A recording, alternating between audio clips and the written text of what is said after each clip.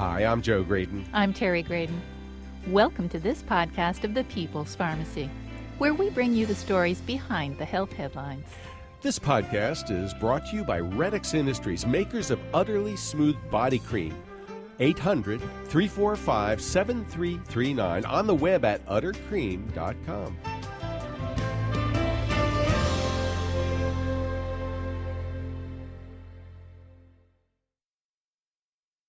Have you ever tried to make sense of a hospital bill? Even doctors can have trouble figuring out what all those numbers mean. This is the People's Pharmacy with Terry and Joe Graydon.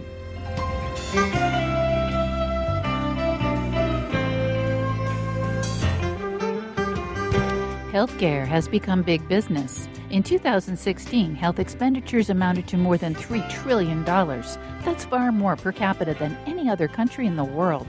What does that mean for the healthcare we receive? Is our system sustainable? Why doesn't more competition result in lower prices?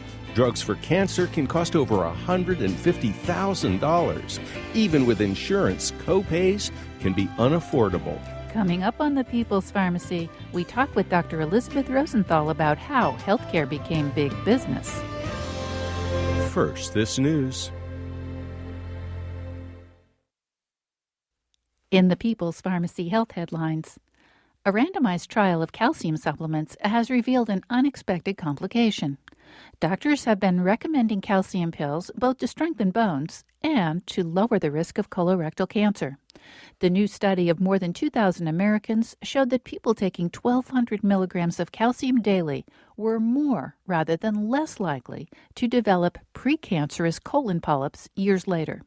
Calcium alone more than doubled the risk, while calcium with vitamin D nearly quadrupled it in comparison to placebo. This complication didn't show up until 6 to 10 years after starting supplementation. Mindfulness meditation can help lower the risks of developing major depression. Investigators studied over 200 adults with sub-threshold depression. They were randomly assigned to get mindfulness meditation training or usual care. The meditation sessions were 2 hours every week for 8 weeks. After a year, 11% of the people who had been trained to meditate had developed serious depression. 27% of those in the usual care group experienced major depression. Increasingly, menus in restaurants and even coffee shops carry nutritional information, including calorie counts. Does it make a difference? A new analysis from the independent and highly regarded Cochrane collaboration suggests that this information might reduce caloric consumption. The researchers analyzed 3 studies in which foods were labeled with calorie amounts in restaurants, cafeterias, and cafes. The results showed that people with access to this information reduced their caloric intake of that meal by about 8%. Laboratory studies suggest that labels might reduce calorie consumption by as much as 12% per meal. Whether this will help large numbers of people control their weight has not yet been determined. Have you ever had to wait for hours to be seen in an emergency department? Who hasn't? A new study shows, unsurprisingly, that care may be compromised in overcrowded emergency rooms, particularly if they're being seen in a hallway. Researchers surveyed 440 emergency room doctors who said that non-private examinations made it less likely that they could reach an accurate diagnosis and explore sensitive questions such as domestic violence, suicidality, or substance abuse. Emergency departments are the first line of care for people under such conditions, so when they fall short, no one else may pick up the slack. For decades, babies did not get pain relief for procedures like circumcision or other minor surgical procedures. It was thought that they didn't feel pain. Until recently, doctors thought that babies who were not crying were not in pain. A new study shows that this is a faulty assumption. Relying on behavioral indicators like crying does not accurately reflect what the infant is feeling. Researchers employed electromyography to determine responses to essential, painful procedures. Premature infants responded with their whole bodies, while slightly older babies tended to withdraw only the affected limb. Electroencephalograms also confirmed that premature infants are very sensitive to pain and can easily become stressed even if they do not cry. Perhaps it's time for clinicians to realize that babies experience pain and should be treated with as much care as older children. Young children exposed to bright light before bedtime may not make normal levels of the sleep-associated hormone melatonin when they go to bed. Researchers studied 10 healthy preschoolers. For the first 5 days, the youngsters followed a normal bedtime schedule. On the 6th evening, the lights in their homes were dimmed and remained low through the following day. The scientists took periodic saliva samples to measure melatonin levels. On the 7th evening, the youngsters played with colored tiles or crayons on a bright light table for an hour. Compared to the low-light evening, kids had 88% less melatonin after light exposure. These low levels lasted at least 50 minutes after the lights were turned off. The investigators are concerned that exposure to bright evening light might disrupt young children's circadian rhythms and sleep patterns. And that's the health news from the People's Pharmacy this week.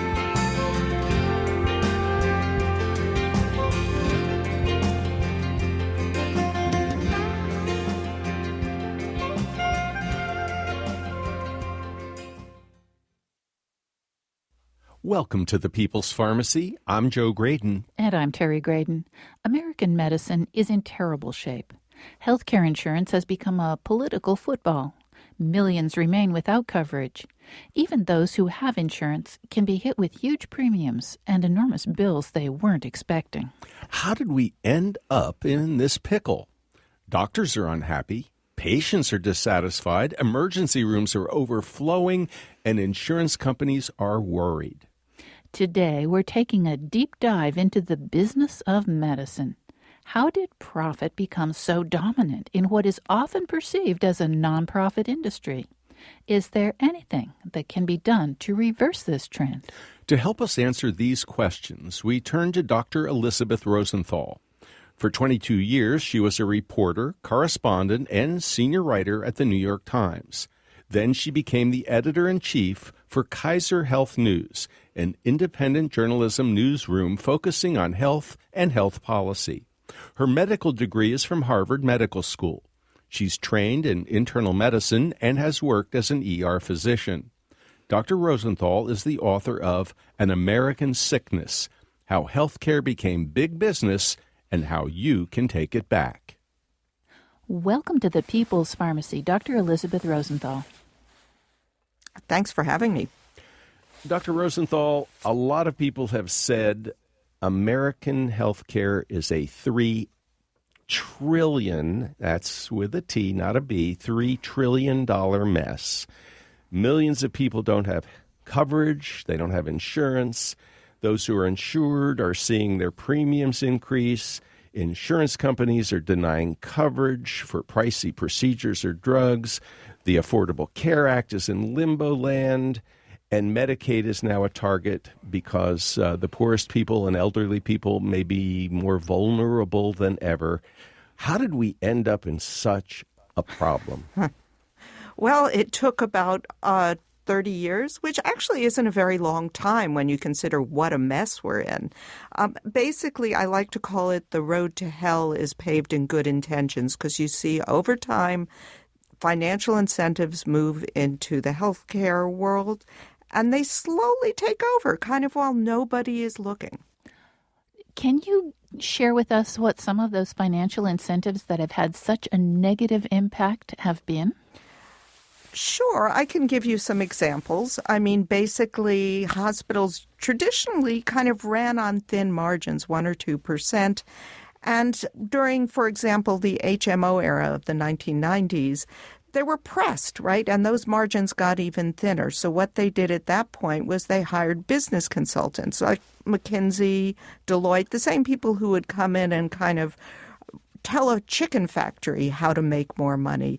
And what they did was they looked at those hospitals and said, hey guys, you could be billing for all this stuff that you're not billing for right now. Like, why are you giving away those Tylenols for free? Why is the ER doctor included in the ER bill? You could charge separately for that. And so that brought us to this phenomenon which we see in healthcare called unbundling, where instead of when I worked in an emergency room, there was one fee for everything that was done to you. Now that ER visit, we all know, can generate an IV fee and a medicine fee and a doctor's fee and a facility fee. And there's an example of how those financial incentives kind of upend what we saw as a caring profession. Well, how did the insurance industry become so dominant in the United States compared to other countries? And tell us a little bit about the implications of this for-profit system that is now widespread. Yeah. Traditionally, insurance in this country was nonprofit. The Blue Cross Blue Shield plans were nonprofit plans traditionally. And we have a kind of funny history with healthcare because after World War II, companies couldn't raise salaries. There was a government edict that said you can't pay more. So what they did was offer good benefits. And it was a time, the 40s, where there were all these new medical developments. There was anesthesia. Hospitals could do a lot more. And so it was a natural kind of thing for insurers to say, well, we'll attract good employees by offering insurance. And then, that became the norm. And then people who didn't have that were like, well, we want that too. And you see when you get into the 60s that a lot of elderly people who had a lot of healthcare needs didn't have insurance because it was connected to employment, right? So then you get Medicare coming in. And basically, we moved from a country where no one has insurance at the beginning of the 20th century to a time when most people have insurance. And here's the key, at the end of the last century, that insurance pretty much was paid for by your employer. There were no co-pays. There were no deductibles. I remember those glory days. And guess what? When the patient is not seeing or feeling any of the cost, what happens? What does business do? They just raise prices because it feels like nobody's paying. And that's how we get into this inflationary spiral. And now, of course, as you say, what do companies do when they're supporting these big bills? They say, well, we've got to have, our employees feel skin in the game. So now we're paying part of our premiums, often a large part. We face these rising copays and deductibles and out-of-pocket maximums. And now we're all looking around going, wow, how did we get here? Why is it so expensive? And it's because those prices escalated hugely while we weren't looking. Dr. Rosenthal, you have one absolutely marvelous page in this book, An American Sickness. And the reason that I'm focusing on this one page is that it really sets the tone for the whole rest of the book. It's the economic rules of the dysfunctional medical market. Can you share with us a few of these economic rules that wouldn't make sense in any kind of rational market, but are exactly how our healthcare system works? Sure. This is one of my favorite pages of the book, which I wrote after I wrote the book because I thought everyone likes to say this is a market-driven system. Well, what would the rules look like if we wrote them down? And as I started writing them, they're kind of funny, but they're also kind of alarming and tragic. One rule that I like in particular is a lifetime of treatment is preferable to a cure. Now, doctors say, no one thinks that. And of course, no rational physician or patient or person thinks that. But if you're trusting in financial incentives to bring you new medicines and new treatments, that is exactly what happens. And the example I like to use for that is there's a physician at Harvard named Denise Faustman who's been researching a new treatment for type 1 diabetes that would reverse type 1 diabetes. She did it in rats. It worked pretty well. She did phase 1 trials in humans. That was also promising. And P.S., she uses an old drug that's generic now, so there's no real money in it for anyone. So she wants to do her phase 2 trials, and she goes to the people who we trust to fund type 1 diabetes research, the drug makers. And they look at this stuff and they say, really interesting research, but you know what? If it works, you've ruined a $14 billion industry, right, of insulins, of meters, of pumps. It's hugely disruptive. So from a business point of view, you want to treat something forever rather than cure it and nip it in the bud, because there's no business model for that. Dr. Rosenthal, I think antibiotics are a great example of that, because the major manufacturers, the pharmaceutical companies, haven't really devoted tremendous resources to antibiotic treatments, the new ones that might combat antibiotic resistance. And so there's a lot of angst around that. But they've poured an awful lot of money into, for example, heartburn medicines or drugs for GERD, because once people start taking these drugs, they're often on them for months, years, or even for life. Right. Ditto with antidepressants. When you stop an antidepressant, you may go through withdrawal and you start taking the medicine again. So it's from a pharmaceutical company's perspective, better to have somebody on a drug for years or decades than for 10 days. Absolutely. And I do think in a weird way this plays into the opioid epidemic too, because, addictive drugs are better moneymakers than drugs you take once. That's just true from a business perspective. It's the opposite of what it should be from a medical perspective. Someone said to me, which I think is one of the funniest quotes, as we all know, the polio vaccine eliminated a deadly disease, a crippling disease, and there was no patent on that. And of course, Jonas Salk famously said, well, of course you couldn't patent it. You couldn't patent the sun. But really, at that time, we didn't think that a vaccine that was developed with public funds, with a lot of donations, was patentable. Now, of course, it would be patented. And one physician joked to me that if we'd have the incentives in play that we have now, when Salk was developing that vaccine, instead of polio vaccine, we would have iron lungs in 10 different colors with iPhone apps. And I think that's true. From a business point of view, there's where the profit is. You're listening to Dr. Elizabeth Rosenthal. She trained in internal medicine and has worked as an ER physician. She's editor-in-chief of Kaiser Health News, an independent newsroom focusing on health and health policy journalism. Before that, Dr. Rosenthal was a reporter, correspondent, and senior writer at the New York Times for more than 2 decades. Her book, just out in paperback, is An American Sickness: How Healthcare Became Big Business and How You Can Take It Back. I find it so interesting that no one thought it would be appropriate to patent the polio vaccine. And it was just considered, that's what we have to do. That's the right thing. And it saved millions, hundreds of millions of people from suffering. These days, of course, we can patent everything, and we do. And a lot of those pricey cancer drugs that are now over $150,000 for treatment are, of course, patented. We need to take a short break. When we come back, we'll consider the astronomical cost of some of those cancer therapies. What's the impact on the healthcare system if a treatment for just one patient costs $500,000? We'll also consider the pros and cons of a technologically driven healthcare system. Competition usually drives prices lower, but not in healthcare. Why not? Find out why out-of-control medical bills can lead to bankruptcy and what you can do about it.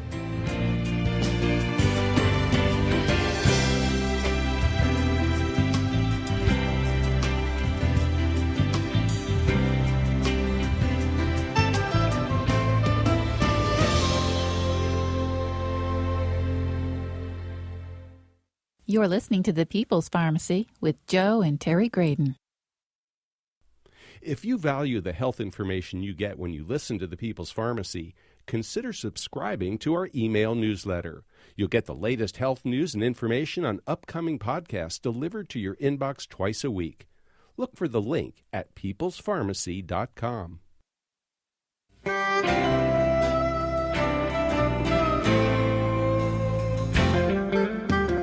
Welcome back to The People's Pharmacy. I'm Terry Graydon. And I'm Joe Graydon. If you would like to purchase a CD of this show, you can call 800-732-2334. Today's show is 1114.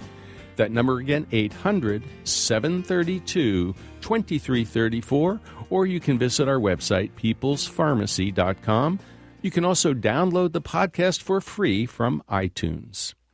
The People's Pharmacy is brought to you in part by Red-X Industries, makers of utterly smooth creams and lotions that deeply moisturize to make dry skin feel soft and smooth.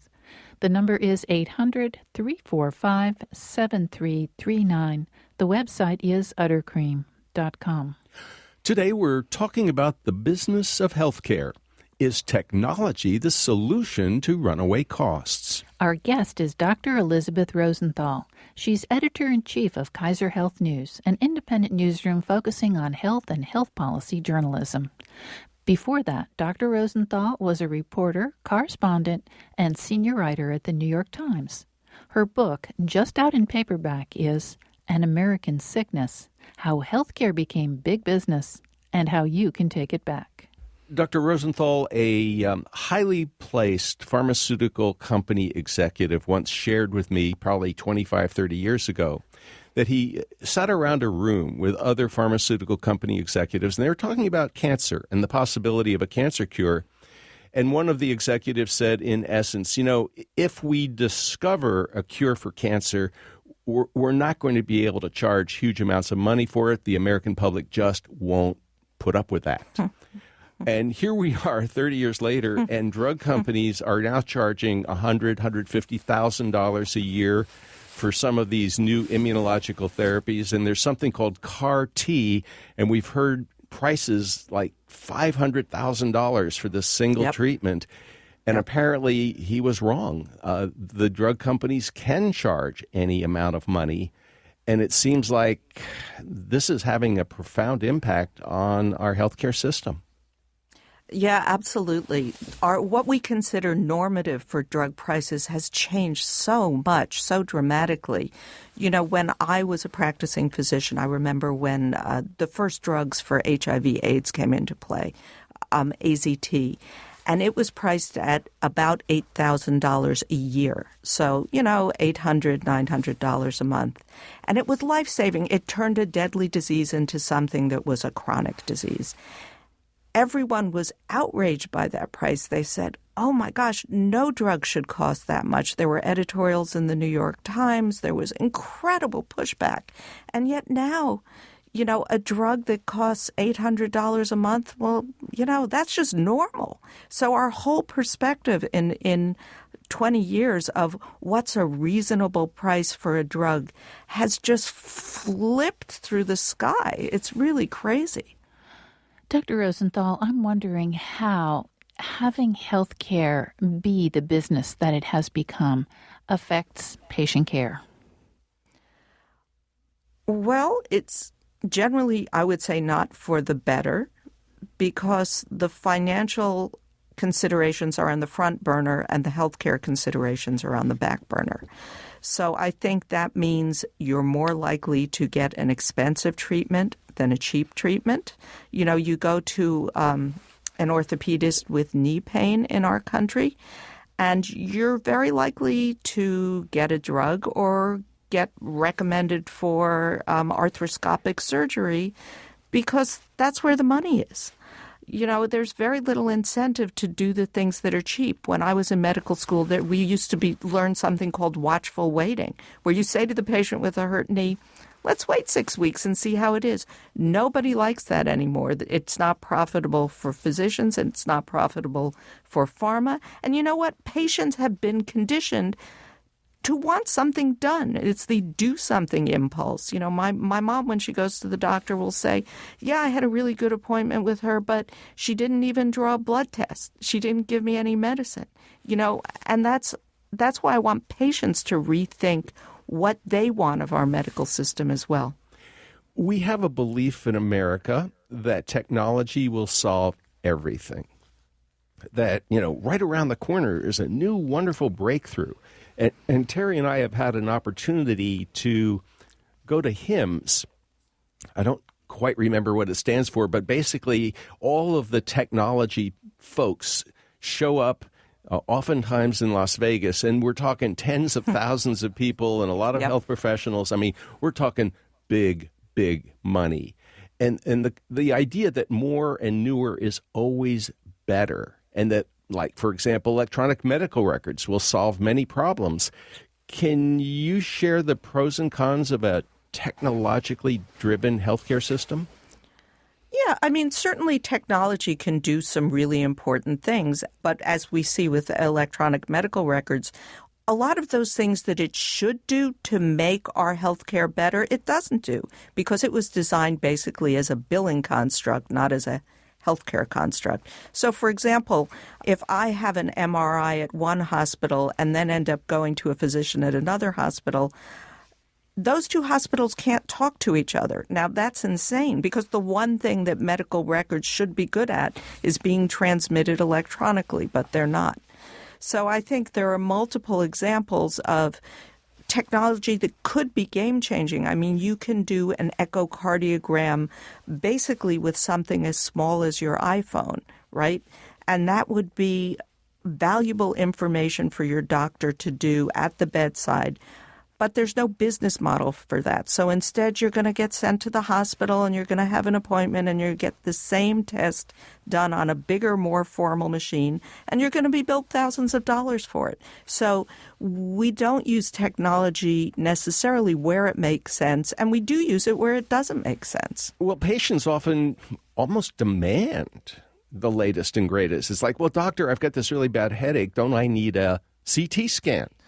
Sure. And, of course, doctors don't want to disappoint patients, so sometimes it's just as easy to say, sure, go ahead, let's order a CT scan or an MRI, and somebody's got to pay for that.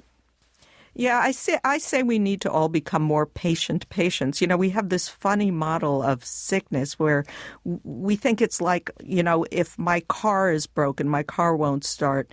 It needs to go to the mechanic to get fixed.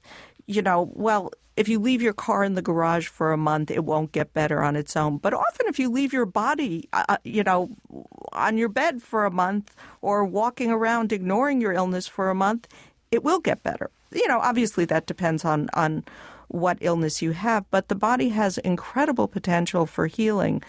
But we want to do something. And, of course, if I go to my doctor and I'm paying, $400 of my high deductible to see him or her, I don't want him or her saying, oh, come back in 4 weeks and we'll see if you need a scan or not. I want my scan right then and there so I don't have to pay again. Well, and of course, if you have to come back in 4 or 5 weeks and pay another $400, right, exactly. high deductible, it gets pricey, right? Right. I get why people want something done. They want action, right away, because that's our mindset. We're sold that over and over again. We're one of 2 countries on earth that advertise prescription drugs on television. And, if we're paying a lot to see the doctor, we want an answer. Speaking of those prescription drugs advertised on television and many other aspects of our healthcare system, it seems like competition in a normal economic market, you would expect competition to drive prices lower, right? Yep. That doesn't seem to be happening in healthcare. Why not? Well, it doesn't happen in American healthcare. I mean, it does happen in some generic drugs when there's lots of competition. But what we've seen in the last 5 years is a reversal of that, where competition can drive prices up, not down. And what I mean by that is in the world of pharmaceuticals, there's a phenomenon called sticky pricing, where you have one drug that comes in, it's a brand new drug. There was one for cancer called Gleevec maybe 15 years ago, and it was game changing. So again, okay, maybe maybe you want it to be pricey. Maybe it's worth it. But now there are, 10, 12 sons of Gleevec, Me Too drugs, which you would think in the normal world in a grocery store would bring prices down. But in the pharmaceutical world, what happens is each new drug that comes in tries to offer itself at a higher price. And all the other competitors say, ooh, look, they got away with it. So they all raise their price too. So what you see with these cancer drugs, with insulin, is the prices of all competitors rise pretty much in tandem to what's called a sticky ceiling of pricing. What about hospital consolidation? Because you would think if competition was a good thing, which you've pointed out in the world of pharmaceuticals, maybe not so much, that sticky pricing problem, but we've seen a lot of hospitals buy up doctor practices, for example, internal medicine practice, the dermatology practice. Or even acquire other smaller hospitals. And they say, well, increased efficiency. That's going to bring down prices. But it never seems to. Well, again, things reach a tipping point where initially hospitals in this country were, every little community had its own hospital. Every doctor was working on his or her own.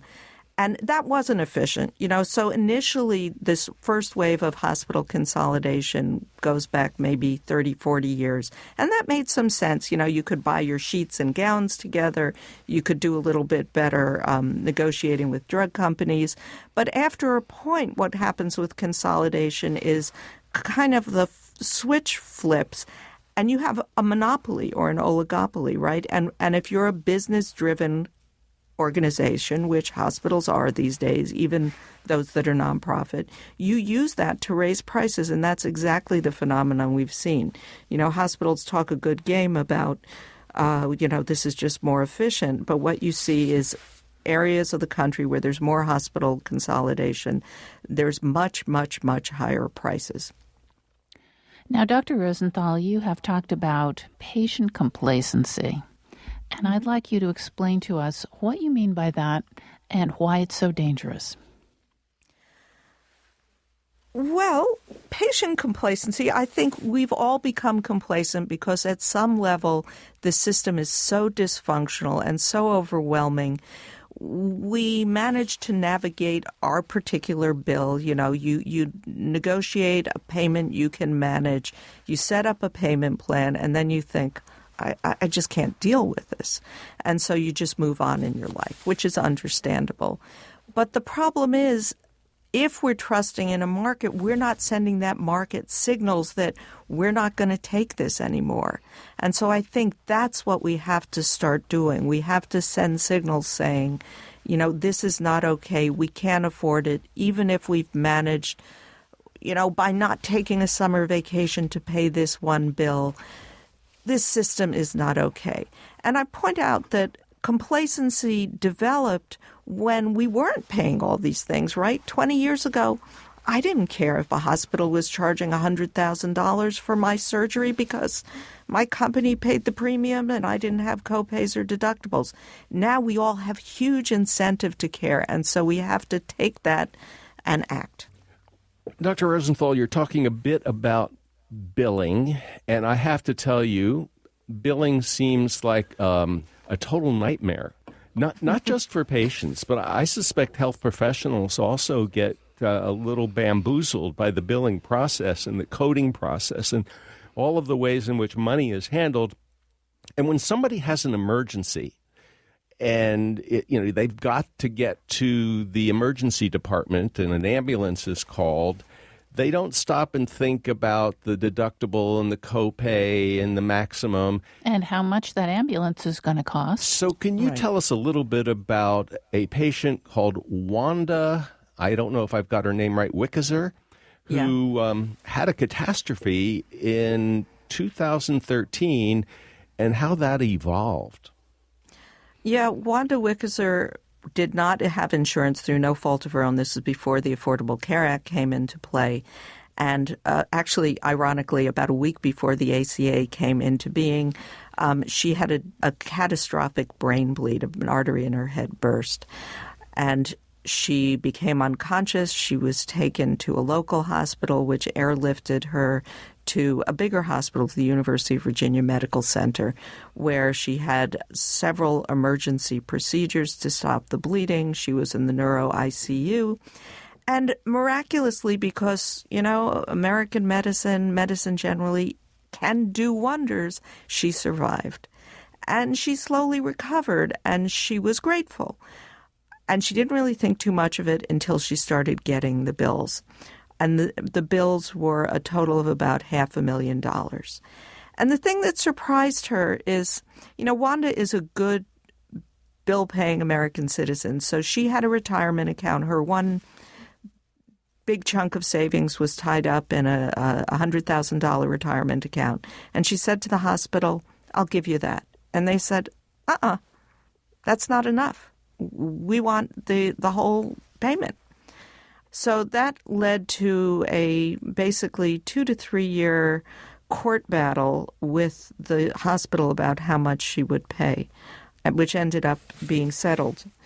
Wanda, because she was a good consumer, looked up what Medicare would have paid, looked up what the VA would have paid, tried to figure out what insurers would pay, and discovered that they were all basically under $100,000. But the hospital wanted from her, in the end, $365,000. How did she ever come up with that? How could she ever come up with that? Well, she couldn't, and that was the tragic thing. When you look at the hospital's plans for people who can't afford to pay, this particular hospital said, okay, we'll give you a 20% discount if you don't have insurance. Okay, on a $500,000 bill, that gets you down to $350,000, right? Not very manageable. She couldn't, and they basically tried to take her home. They put a lien on her tax refunds.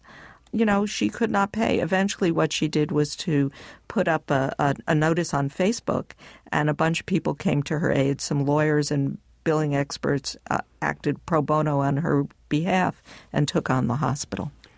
Dr. Rosenthal, I'm guessing that a lot of people have to declare bankruptcy because of hospital bills, or have to basically sell their house or use all of their retirement money. It seems tragic. Well, it is tragic. In our country, there are plenty of people who are now spending 20 to 30% of their household income on health care costs. That's more than their mortgage. It's more than food. And when you say that to people in other countries, they're like, you got to be kidding me. And I think that's why we're at a moment where some change may happen. We are all one medical disaster away from bankruptcy in this country. And that's just the sad truth, because, rising copays, rising deductibles, those surprise bills where you go into an in-network hospital and discover, oh, guess what? The assistant surgeon wasn't in network. Boom, $110,000. Oh, guess what? The anesthesiologist wasn't in network. Boom, $5,000. We are all really, really vulnerable. You're listening to Dr. Elizabeth Rosenthal. She's editor-in-chief for Kaiser Health News. Her book is An American Sickness: How Healthcare Became Big Business and How You Can Take It Back. After the break, we'll find out why Americans resist some European models of organizing healthcare that seem to be working. We'll also find out why the healthcare system doesn't have price transparency. Are there steps we can take as individuals to fight back? We'll find out how to make sense of hospital bills and take political action in order to take healthcare back from big business.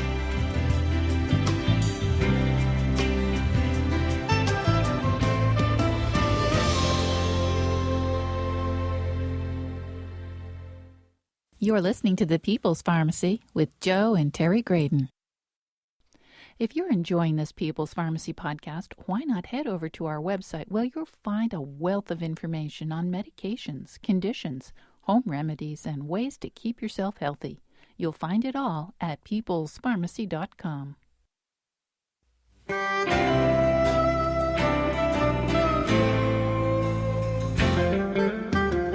Welcome back to the People's Pharmacy. I'm Terry Graydon. And I'm Joe Graydon. To purchase a CD of today's show or any People's Pharmacy broadcast, you can call 800-732-2334. Today's show is 1114. That number again, 800-732-2334. You can also find it at peoplespharmacy.com. You can download the free podcast from iTunes or from our web store. We invite you to consider writing a review. The People's Pharmacy is brought to you in part by Red-X Industries, makers of Utterly Smooth Foot Cream with shea butter, helping dry, cracked feet feel utterly soft and smooth. 800-345-7339, online at uttercream.com. Have you ever tried to read a hospital bill and figure out what you're paying for?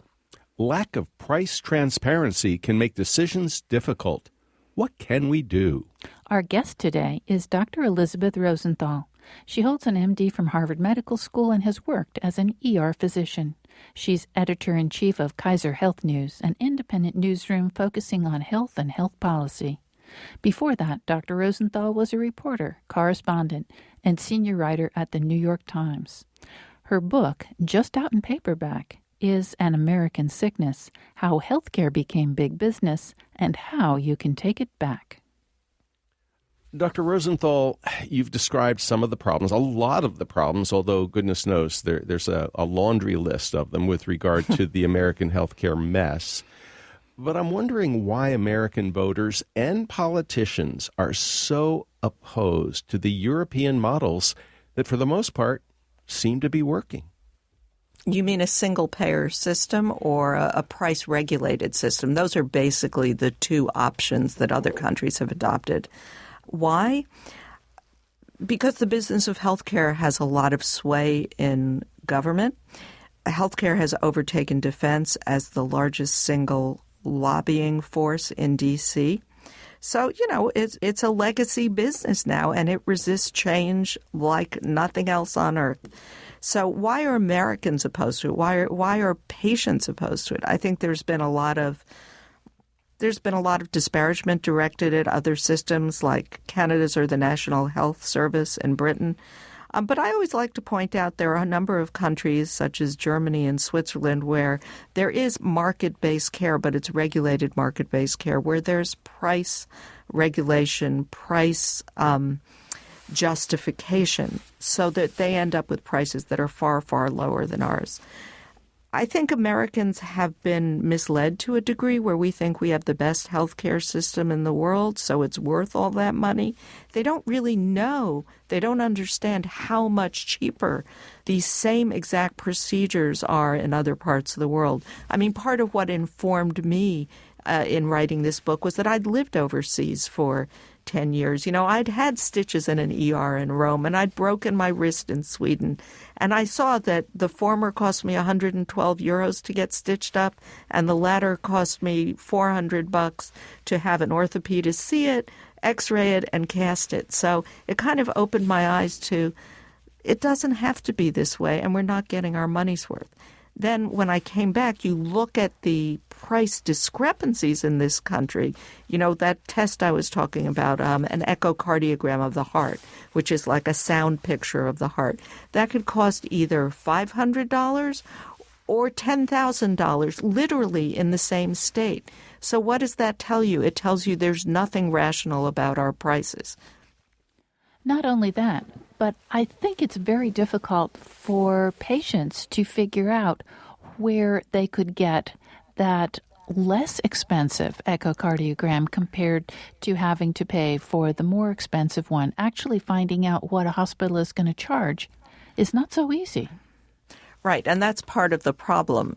We like to say that you can't put a price on your health, right? That's kind of the old mantra. So patients don't want to know about prices. Doctors don't want to think about this stuff. I think that's wrong in today's market. I think patients really want to know because it's coming out of their pocketbooks now.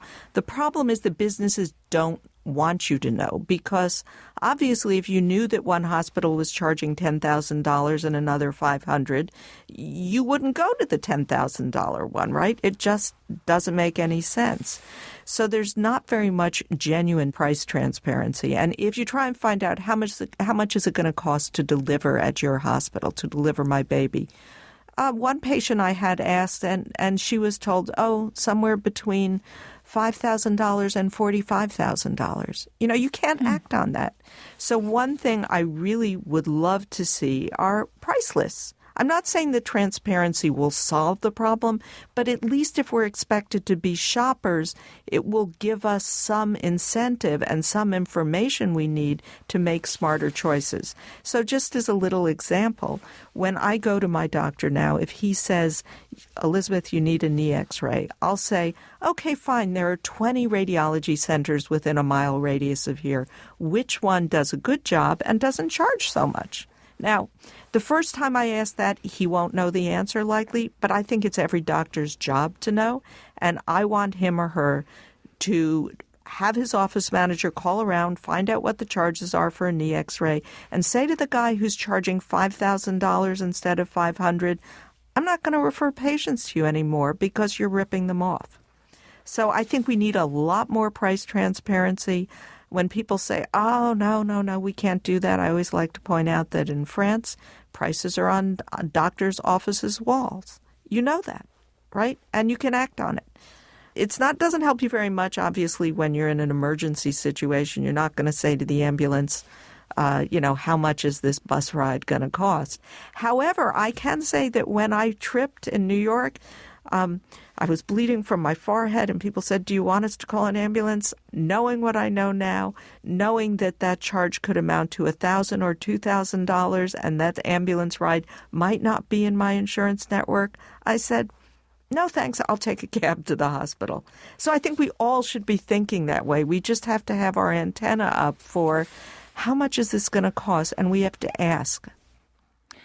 Dr. Rosenthal, one of the things I love about your book, An American Sickness, is that the last part of the book is really devoted to what can we do to address the mess. And I wonder if you could share with us a few of the ideas of what we can do as individuals, and then perhaps we'll move on to corporate action. Well, I think the first thing we can do is don't just write the check, ask questions. And we're not trained to do that.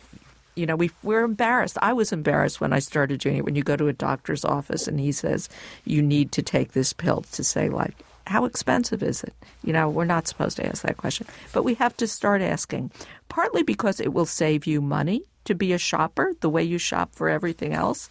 And partly because it will make the doctor know. Often the doctors don't have any idea how much the meds they're prescribing cost.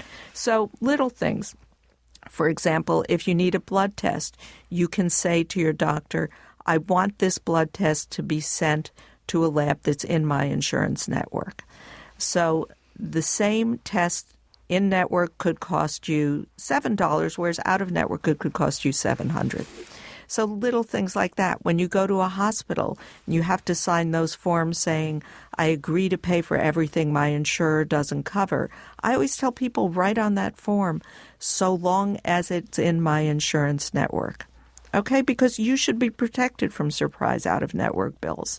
Likewise, when you get a bill, one patient in the book got a bill for a hospital stay that said $45,000 miscellaneous, and her copay was $3,000.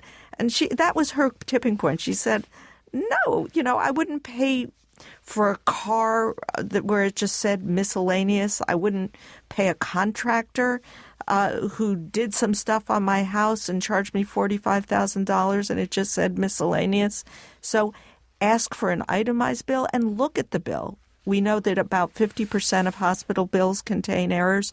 One person I spoke to, when he got the bill for his son's birth, there was a line item for several $1,000s for a circumcision.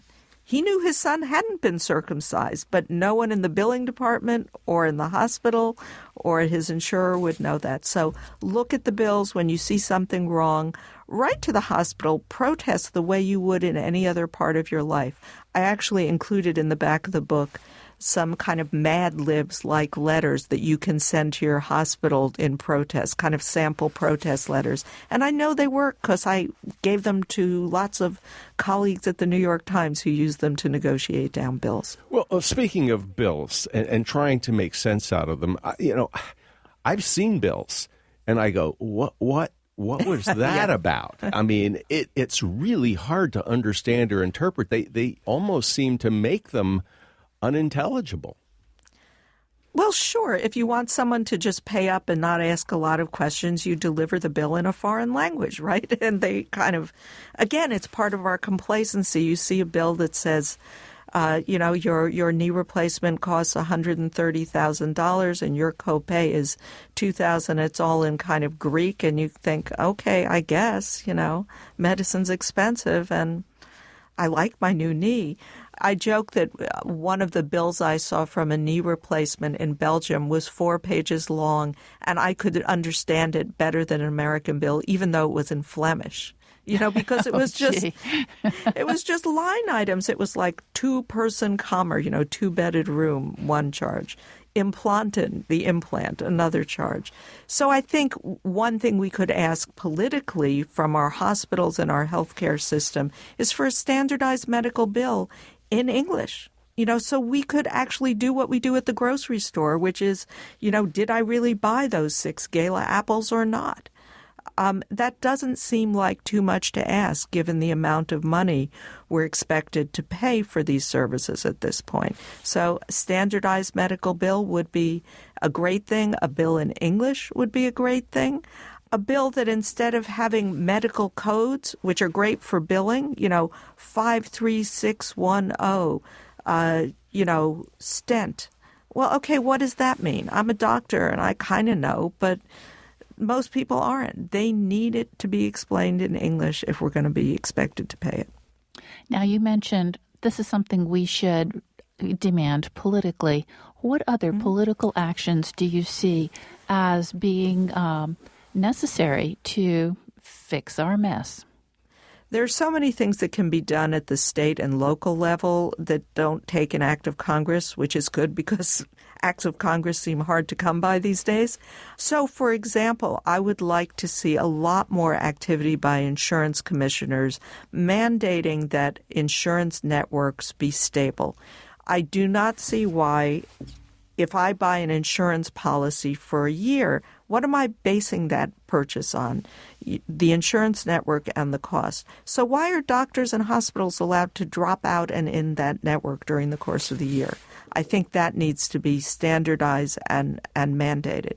Likewise, we talk a lot about surprise bills, where you go into a hospital which you think is in your network, which you know is in your network, you've done your research, and you suddenly get hit with a bunch of bills from physicians who weren't in your network. So, the classic, most shocking one to me is you go into an in-network emergency room, and guess what? Even the doctor is not in network, so you get an out-of-network bill that can add up to thousands of dollars.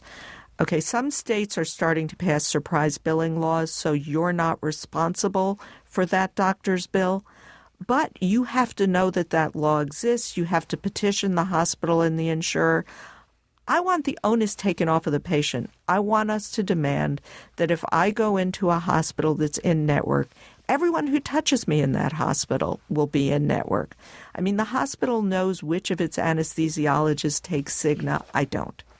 So I think that's an important ask, too. Likewise, we've heard from politicians of all stripes that they want to bring down drug prices, that prescription drug prices are too high. We are the only country, the only developed country on earth that doesn't negotiate prescription drug prices at a large scale. So I think we need to do something to solve that, because obviously in polling, it's such a burden on patients now. Patients not taking pills because they can't afford it, people taking half doses. I just saw this tragic story of a kid with type 1 diabetes who died because he was paying for insulin out of pocket, and that same insulin, which cost maybe $150 10 years ago, is now costing $500, and he has a high deductible policy. The kid died. That's just tragic. It shouldn't happen in this country. People are desperate now. And so all of this talk about, we have to do something, Donald Trump said it when he came into office, got to bring down drug prices. And everyone knows that there are a lot of different ways we can do that, but at the moment we're doing none of them. Dr. Rosenthal, your book is titled An American Sickness, How Healthcare Became Big Business and How You Can Take It Back. So in summing up the message from your book, how can we take back healthcare from big business? I think one of the ways where we got into this mess is that people feel like the system now is so broken and so overwhelming that there's nothing they can do. We're in this kind of state of helplessness, both physicians and patients. And I think we have to get beyond that and understand that there are things we can do. And some of them are small actions. Refuse to go to the center that charges $3,000 for an x-ray. Refuse a blood test if your physician can't tell you why it's being ordered. Question your hospital bill. Say, I'm not paying that until you tell me what that $20,000 charge is for. Now, at a first pass, those actions will save you money. So in this era of high deductible plans, those are just smart things to do. But at a second level, which I think is equally important, it will start sending signals to the system, to the business of healthcare, that we are not going to take this anymore, that we're going to push back, that we're not just going to write the check, that we're going to demand the kind of accountability that we demand from our supermarkets, from our car salesmen, from everything else in life.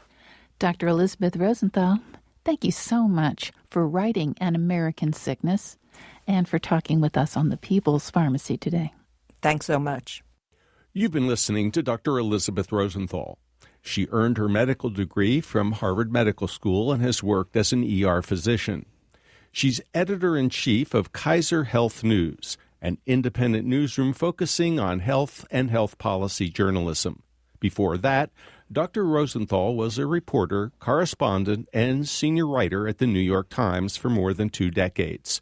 Her book, just out in paperback, is An American Sickness: How Healthcare Became Big Business and How You Can Take It Back. Lynn Siegel produced today's show. Al Wodarski is the engineer. Dave Graydon edits our interviews. The People's Pharmacy is produced at the studios of North Carolina Public Radio, WUNC. The People's Pharmacy theme music is by B.J. Liederman. The People's Pharmacy is made possible in part by Redix Industries, makers of Utterly Smooth Extra Care 20 Cream, with 20% urea for extra skin protection. The number is 800-345-7339. The website is uttercream.com. If you would like to purchase a CD of today's show or any other People's Pharmacy broadcast, you can call 800-732-2334. Today's show is number 1114. That number again, 800-732-2334. You can also place the order on our website, peoplespharmacy.com.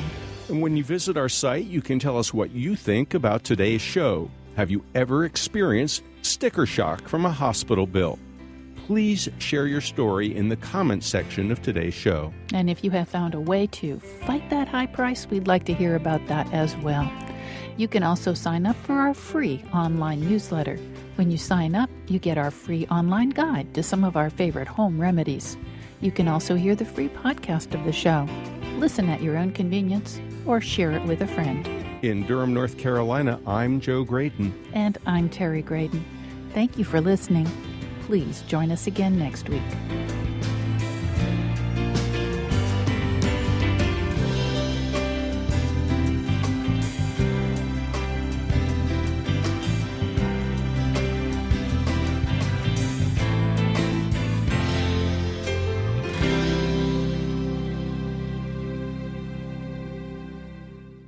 We hope you enjoyed this podcast. If so, please consider taking a minute to write a review on iTunes. And thanks for listening to The People's Pharmacy.